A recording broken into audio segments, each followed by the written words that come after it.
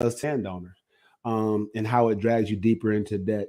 I want to remind you, the comment is pinned up there. If you want to watch the full episode with the full effects picture in picture, please go and subscribe to Taibu Muad'Dib 4019 over on YouTube. All right, it's real. So shout out to all my first steppers and everyone else. Um, uh, I don't want to drag on my conversation. I want to teach you guys and coach and lead you guys forward.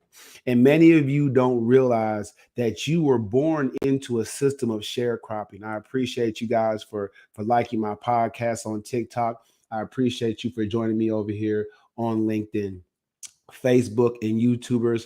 I appreciate you guys for your support. Now, listen, I'm doing this because I believe I can build a generation of individuals who are seeing this system of sharecropping for what it is and attacking the system. Too many of you are listening to the wrong types of advice about what you should do to change your situation, and they're not getting to the root, to the problem. I'm doing an iMovie right now. I'm going to release and put it on my YouTube page pretty soon, hopefully before the week is out, to give you guys the understanding of the fact that I've been doing this for a long time. I've been helping people one-on-one exclusively for a long time, with the smiles and the laughter, entertaining for a long time. What I want to do this morning is encourage you to attack the system of sharecropping at the root. And the root is ownership. If you don't own an LLC, a sole proprietorship, an S corp, whatever, if you don't start a business, you'll never ever understand the meaningful relationship between an owner and their profits. Sadly, wherever you rent your apartment or lease or rent your home, that wherever you're renting from, that landowner definitely understands the relationship of ownership to profit. That's the way to bust out of this sharecropping system. As a small business owner myself, I appreciate the fact that everything that I do when I invest in my business and the profits I get out of it, that keeps me rising up and building and developing. It makes me a peer of all the other owners in the country. And that's where you need to be to get out of the mindset of sharecropping. When you own a business, you can no longer spend poorly in your personal life, because you will have to put profits from your business back into your business to build your business. Am I making sense to someone? And if I am, and you're confused, you automatically qualify for First Step Coaching. I want you to download the EFC workbook. It's in the description, and sign up. Look, for most of you, it's simple. This morning I was rushed, so it's not in the description. I'll go ahead and put it in the comment section for this morning's podcast. For most of you, it's simple. If you didn't know how much it costs to start an LLC, it costs less than $150. You guys spend that at the club on the weekend. So download the EFC workbook. It's in the comment section on today's podcast. It's in the description everywhere I am. I'll leave it for you guys. Now, look, the most important thing about being a sharecropper is that you're not only trapped in a system that's going to affect your life, but you're going to pass it down to future generations. Who wants their kids to be poor? Who wants their kids to be drowning in debt? Always living check to check, or always having anxiety and having bad health issues in the relationships and personally because they can never get ahead. Who wants that for their kids? You? If you want that for your kids, put in the comment section, put your hand up. If you want to pass on debt to your children, a mindset of debt to your children, if you want your children to be trapped in the system of sharecropping just like you, put your hand up. Anybody? You? If you want better for your children, be a better example for them. Stop sharecropping now. All right. Help somebody. If I helped you, say yes. If you got some help out of that, just say yes. In the comment section, my TikTokers, shout out to Flo, to Tank, to Ronnie. Thank you for joining me this morning. All right. So The origins of welfare. That's what we're studying today. Dun dun dun. And welfare was such a dirty word when I was a kid, but we're going to get right into this screen share after we get a little motivation. You know that I'm going to give you some motivation. You guys know that about me. I am never without motivation. I want to make sure you guys get some motivation. So I'm going to share this picture in picture. Let's get you guys fired up and then teach you something. How about that? Yes, yes, yes. I'm aspiring to be a successful one-on motivational speaker, but until that time happens, until there's a whole bunch of content of me speaking out there, I'll just, borrow somebody else's. That's okay. Don't shoot me. What you'll realize is that you're more powerful than you could ever begin to imagine. What you will realize is that you're greater than your circumstances.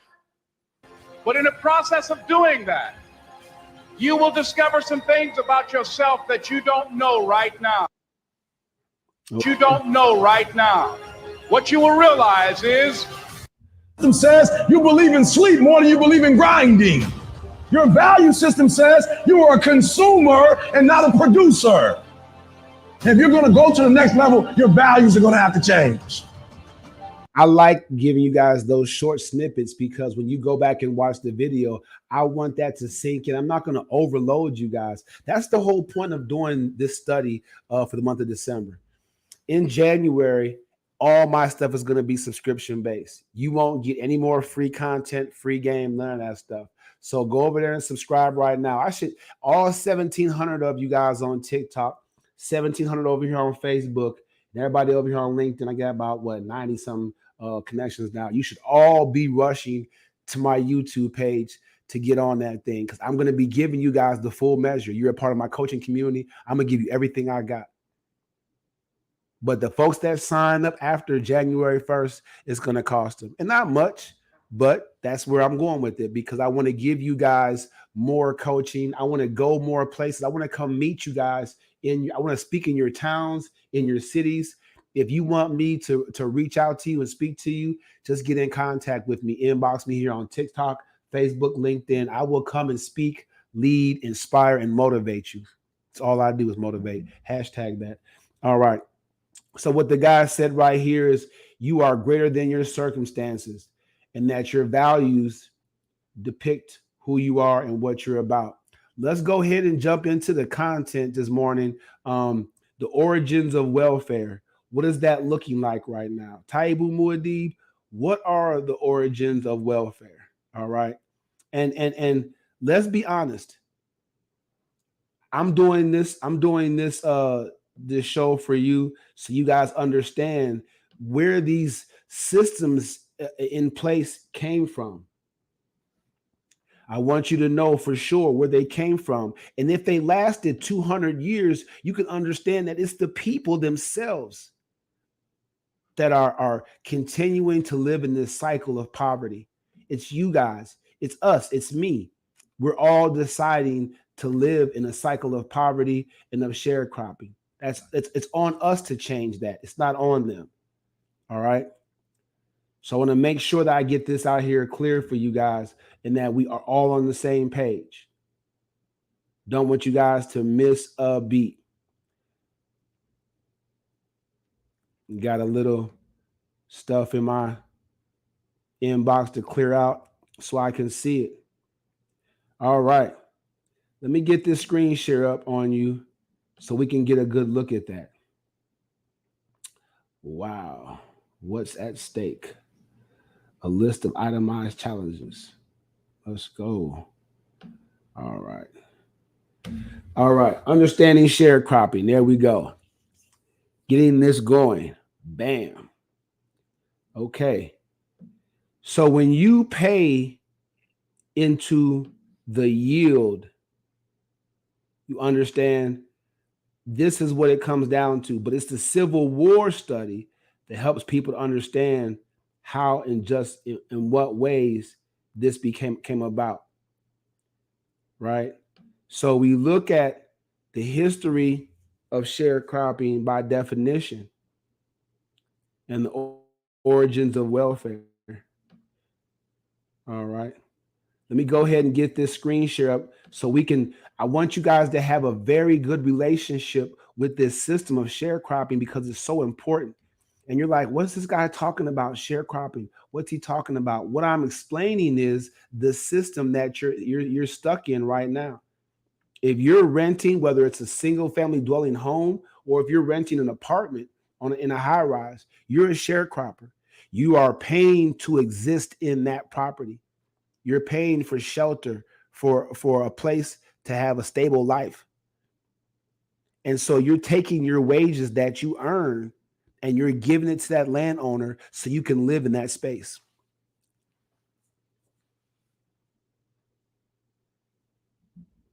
So what we have right here, it says sharecropping form of tenant farming in which the landowner furnished all the capital and most other inputs and the tenants contributed their labor. So how many of you are renting your apartment or your home and you go to work? And you go to work and you go to work every day. So let's look at your paycheck as your crop yield. What portion of your crop yield goes to your landowner? They say that your rent or your housing expenses should only be 1/3 of your income, but too often many of you are paying much more than that. Is that you? Is that you? Are you paying much more than that? I went over my time here. Twice the rest of the episode. Please go and subscribe to my YouTube channel or follow my Facebook page, First Step Coaching. Get off of that real quick. Go over here and get on Facebook. And I'll go ahead and post that a little bit later so that they can get that. All right. So if you're spending more than 1/3 of your wages on the place that you exist to the landowner, to the property owner, then you're definitely trapped in a system of sharecropping, and you will be dragged further and further into debt as time goes on, and you'll leave that debt to your kids. Depending on the arrangement, the landowner may have provided food, clothing, and even medical expenses of the tenants. The who? Tenants. If you're a tenant, if you're leasing where you live, you are in the system of sharecropping. You are a sharecropper. All right. The tenant's payment to the owner was in the form of a share in the product or in cash or in a combination of both from the yield that they get. All right. Following the American Civil War, we do that study in the evening, everyone. Following the American Civil War and the abolition of slavery, legal slavery, right? Most freed people lacked land or money and had to continue working for the plantation owners. Indeed, many plantations continued to run as large operations that were worked by who? Wage laborers or sharecroppers. If you work for wages and you pay for your place to live, you are a sharecropper. It's saying it right here. It's saying it right here. All right. They put up the money, they build the housing and stuff, and then you move in and you pay them out of your wages. That's sharecropping. I'm waking some folks up. I'm waking some folks up. Raise your hand if you don't want your children to be sharecroppers. If you want to own a home and own land and they inherit that from you, raise your hand. Okay, put your hands down. How many of you have a plan in place to make this happen? Raise your hand. Put yes in the comment section. All right. Hello, Claudette. Hello, Brian Morris. I appreciate you guys for joining. Queen Jasmine, welcome. Appreciate you guys. This is the morning sharecrop report. So I've broken that down for you. Now you know what's going on. Now you know exactly what's going on. All right. You know that you're sharecropping, and you know that you don't have a plan to to stop sharecropping. And that's where I come in. And I'm doing this study because I want you guys to think about the next step. All right. The next step definitely is to invest in yourself, add some manpower, and get that done.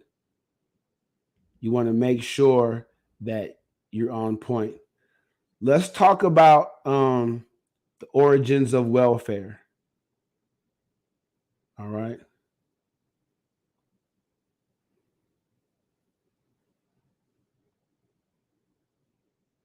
I want to break this down for you so you understand what's going on.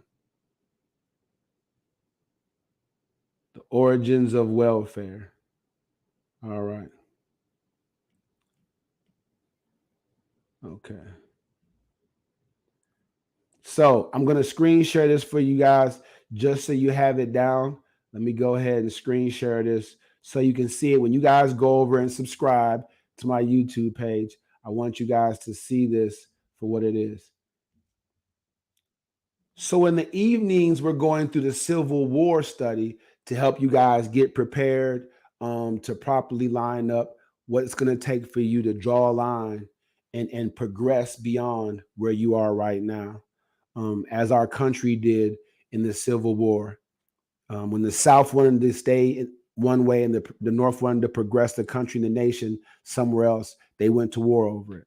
All right. And I want you guys to do the same. I want you guys to stop being seduced by these ads and individuals, even friends and family members who make you think it's going to be an easy transition. It's not. You have to take yourself to war because a large part of you wants to stay the same. Don't get it twisted. The Southern Confederate States was a huge part of the country at the time of the Civil War. A huge part of the country. So a large part of many of you, you say you want to change out your mouth, but a large part of you wants to stay the same, have to go to war. That's what that study is. I have that study realized that the Freedmen's Bureau, if you're looking at this with me right now, it was the Freedmen's Bureau that was set out to look after the welfare of freed slaves. All right.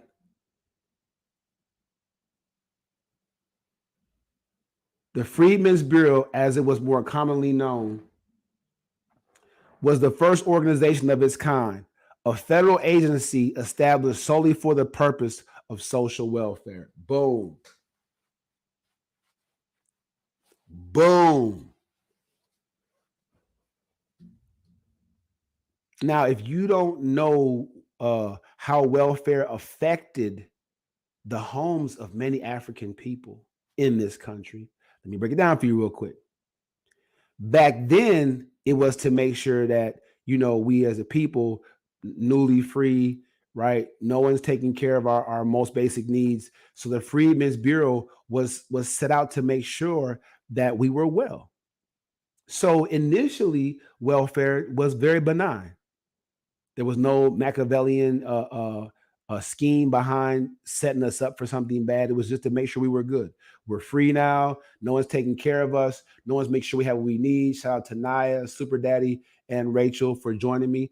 No one was taking care of us. So the Freedmen's Bureau was the first organization, the first federal agency established solely for the purpose of welfare, of the welfare of people who couldn't take care of themselves.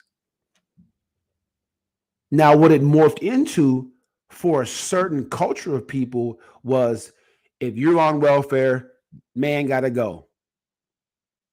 Now, at the time that they said that, there were no real positions aligned for the men in the home.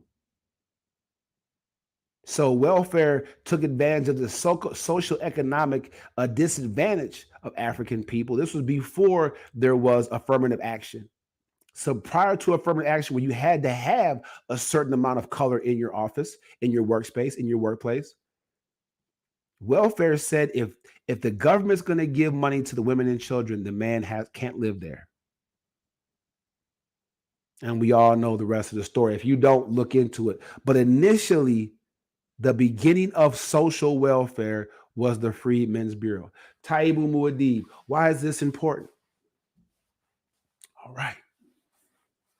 Let's get down to the nitty gritty.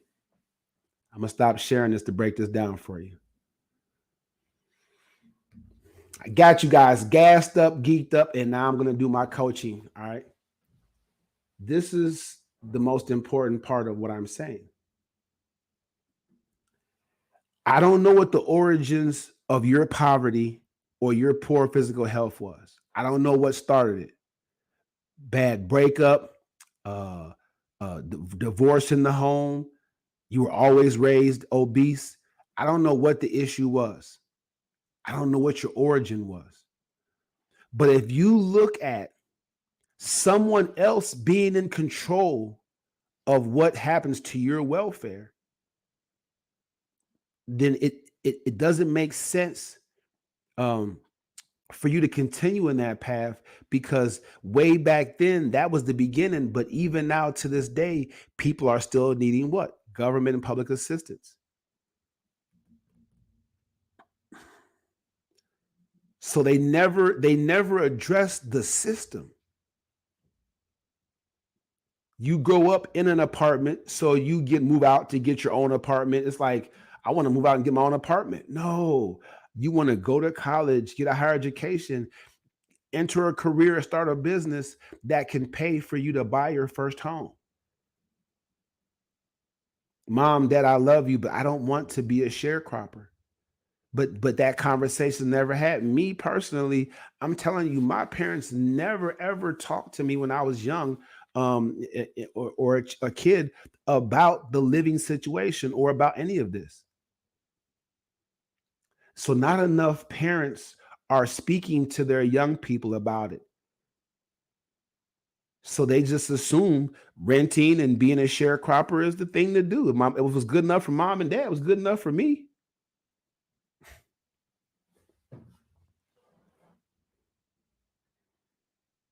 Am I helping somebody? Anybody?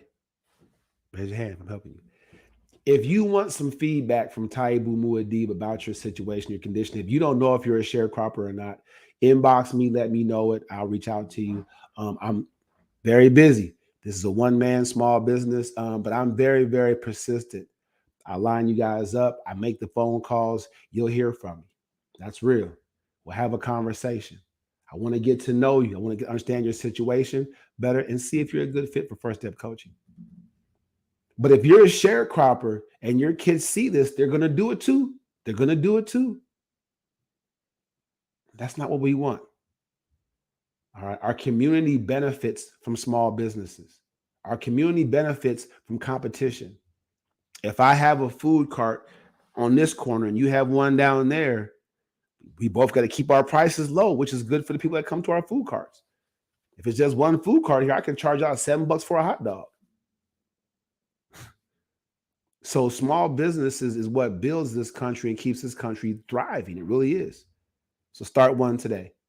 If you need some help or assistance as a life coach, as a certified goal achievement coach, a licensed professional, that's what I'm here to do for you. All right. I don't go too much past the half an hour segment. This is just meant to wake you up, to get you guys thinking, to get my face out there. So, as a professional, this is what I do. So when you hear from me, I reach out to inbox you. I'm not some creepy guy. I'm not a bot. This is me saying, hey, if you're open to some feedback, let's have a conversation. Download the EFC workbook so you can identify what's going on, more of your purpose. So when I do reach out to you, we can have an informed conversation. We're not wasting nobody's time. All right. Finish over here. If you guys over here want to watch the full episode, make sure you guys go to the proper place. I give you guys so much content so quickly, I can't even get through all my channels and give them snippets. I gotta just post some of this for them. I'm gonna finish this right here real quick and hit on one of my Instagram pages before I go. But I want you guys to know that I'm serious about this. In 2024, you have to ask yourself, are you gonna continue to sharecrop? Are you gonna be an owner? Ownership is important. You don't understand the benefits. You look at taxes, you look at all the different types of breaks and write-offs you get. There's so much going on when you're an owner. The power of ownership is huge. Start the LLC. Get that federal VIN number. Let's go. Hop on one of my Instagram pages just to go live real quick and let them know.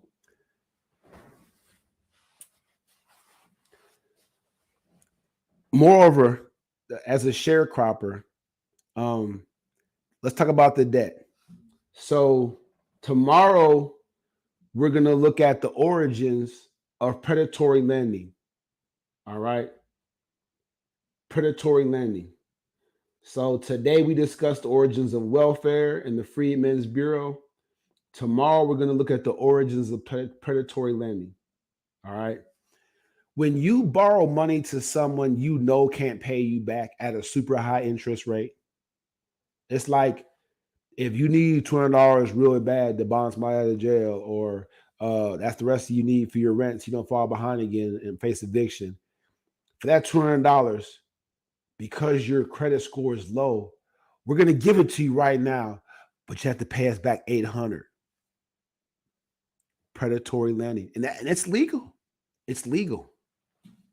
And we're going to look at the origins of it tomorrow morning for our sharecropper report. If you want to watch the full episode, make sure that you go over to YouTube for the sharecropper report, YouTube at Taibu Muad'Dib 4019, or follow my First Step Coaching page over on Facebook.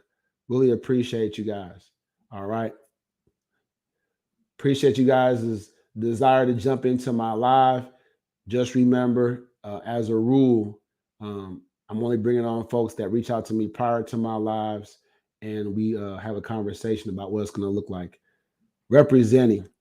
Shout out to the, if you're local to the Dallas-Fort Worth area, or you're going to be coming and visit and you want to link up with me, have a sit down, have a conversation, and see if it makes sense for you to become a member or a client of First Step Coaching. Just like I said, inbox me. We'll change information. We'll get the email thing going. We'll do it like that. It's a good show today. It was a good show today. Gave you guys a lot of stuff to think about.